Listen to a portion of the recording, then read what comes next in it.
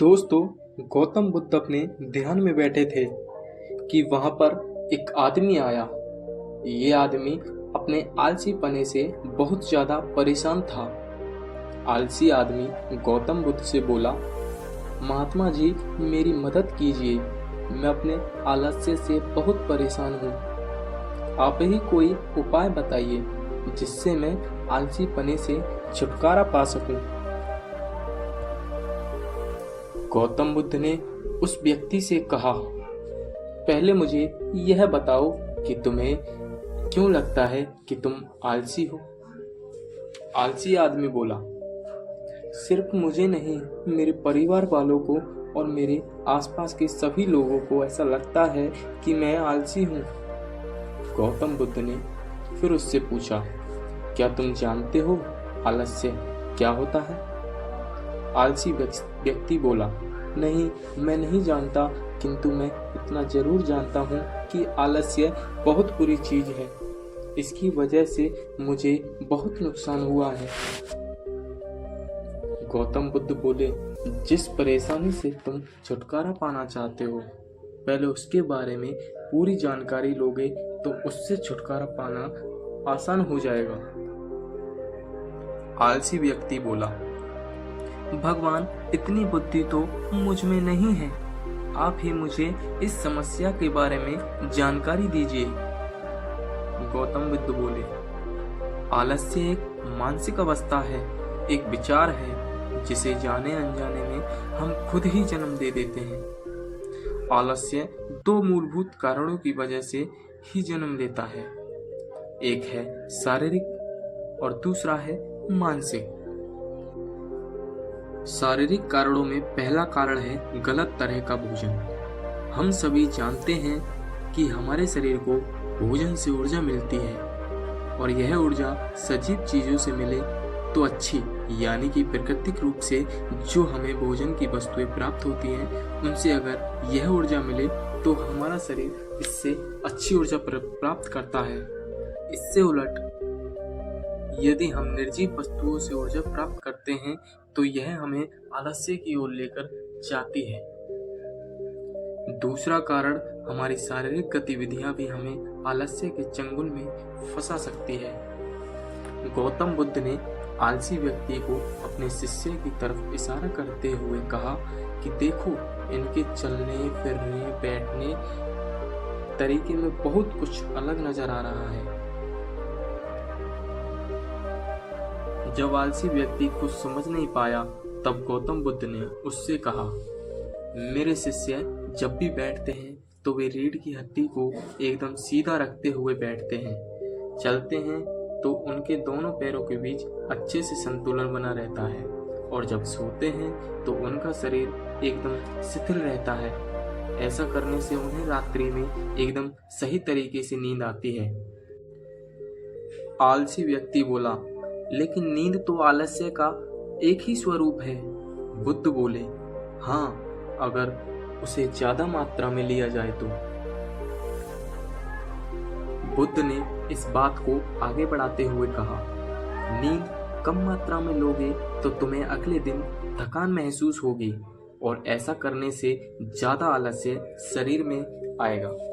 नींद ज्यादा लोगे तब भी यही परिणाम होगा। इसलिए नींद को ना ज्यादा कम ना ज्यादा लेनी चाहिए, एकदम सही मात्रा में अति आवश्यक है।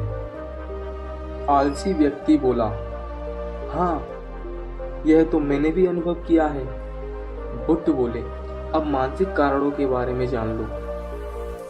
मानसिक कारणों में सबसे पहले है हमारी पुरानी गलत धारणाएं। अक्सर ऐसा होता है कि हम पहले जिन कामों में असफल हो चुके हैं, हमारे अंदर ऐसी भावनाएं बन जाती हैं कि हम उस काम में हमेशा असफल होते रहेंगे, जिस वजह से हमें उस काम को करने में आलस आता है। ऐसी धारणाओं से छुटकारा पाने का एकमात्र यह उपाय है कि हमें अपने मन को यह समझाना चाहिए कि पिछली बार हम जब उस काम में असफल हुए थे तो हम उसके बारे में जितना जानते थे, अब हम उस काम के बारे में उससे ज़्यादा जानते हैं, क्योंकि असफल होने के बाद हम उससे काफी कुछ भी सीखते हैं। बुद्ध बोले, दूसरा कारण है आलसी और कमजोर लोगों की संगत। कई बार ऐसा होता है कि हम आलसी नहीं होते, मगर जिनके साथ हम रहते हैं हम उन जैसे बनने लगते हैं। इससे छुटकारा पाने का उपाय बहुत सरल है। कमजोर, कामचोर और आलसी व्यक्तियों से दूर रहो। ऐसे व्यक्तियों की संगत में रहो जो अपने काम को बड़ी लगन से करते हैं और तुम्हें कुछ सिखा पाए। गौतम बुद्ध ने तीसरा कारण बताते हुए कहा, यह कारण आलस्य के लिए सबसे बड़ा कारण है, काम को कल पर टालते रहना। यह कारण इतना शक्तिशाली है कि किसी भी व्यक्ति को बर्बाद कर सकता है। इससे बचने का सबसे आसान उपाय यह है कि जो काम जितनी जल्दी संभव हो उतनी जल्दी कर दिया जाए। गौतम बुद्ध ने आलसी व्यक्ति से एक सवाल पूछा, मान लो तुम किसी रेगिस्तान में फंस गए हो और तुम्हें प्यास लगी है, तो तुम क्या करोगे? आलसी व्यक्ति बोला, मैं जल्दी ही रेगिस्तान के आसपास कोई गांव की तलाश करूंगा या ऐसी जगह की तलाश करूंगा जहां पर मुझे पानी मिल सके। गौतम बुद्ध बोले, अगर तुम्हें काफी देर ढूंढने पर भी पानी न मिले तो तुम तब क्या करोगे?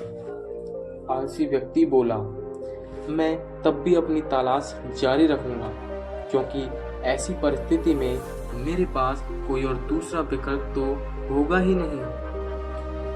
गौतम बुद्ध बोले, बिल्कुल सही, और यही है मानसिक स्तर पर आलस्य का चौथा कारण, किसी भी निश्चित लक्ष्य का न होना। यह भी आलस्य की ओर लेकर जाता है।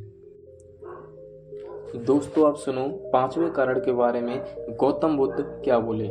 सोचो कि तुम्हारे पास काफी सारे सोने के दागिने हैं जो तुम्हें एक जगह से दूसरी जगह लेकर जाना है। तुम चलते चलते थक जाते हो और किसी पेड़ के नीचे बैठ जाते हो और तभी तुमसे दूर तुम्हारी तरफ दौड़कर आ रहे डाकू दिखाई देते हैं, तो तुम तब क्या करोगे?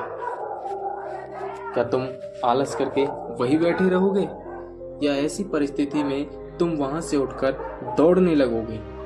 आलसी व्यक्ति बोला, जी मुझे वहां से दौड़ना ही पड़ेगा, नहीं तो मेरी जान और सोने के दागिने दोनों खतरे में पड़ जाएंगे। बुद्ध बोले, यानी कि तुम्हारे पास एक ठोस वजह होगी दौड़ने के लिए। यह है आलस्य का पांचवा कारण, किसी भी काम के लिए ठोस वजह का न होना। आलसी व्यक्ति महात्मा बुद्ध की बातों से संतुष्ट हुआ। वह बोला, महात्मा जी, मैं अब आलस्य के बारे में सब कुछ जान चुका हूँ और अब मैं इन सभी कारणों पर काम करूंगा और अपने आलस्य को दूर भगा दूंगा। दोस्तों, आशा करता हूँ कि आपको यह वीडियो पसंद आई होगी या स्टोरी पसंद आई होगी। अगर आप इस चैनल पर नए हैं तो प्लीज़ चैनल को सब्सक्राइब जरूर कर देना। स्टोरी पसंद आई हो तो प्लीज़ लाइक जरूर कर देना। जय हिंद, वंदे मातरम।